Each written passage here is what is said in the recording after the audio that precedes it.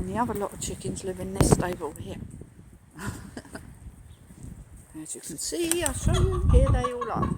So, what we have here are, I think there's 5 here. There was 6, but one of them's gone to live next door. Because I had to shut her in for a little while because she needed a bit more feeding up, because there's a pecking order, obviously, with chickens. So I try and make sure they all get fed. So this one here is the little Baz, and he has his own food here.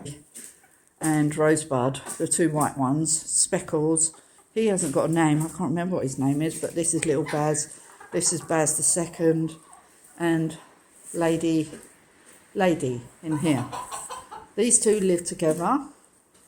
As you can see, the door is open, so they can mingle amongst the others if they want, but they like to live on their own in here. They're a bit chilly today because it's a bit chilly outside, so they won't be going out today, any of these, and they get their own food and water and earth, which I dig up from outside. I just pull it up because it's on gravel, and I just throw it in here every couple of days.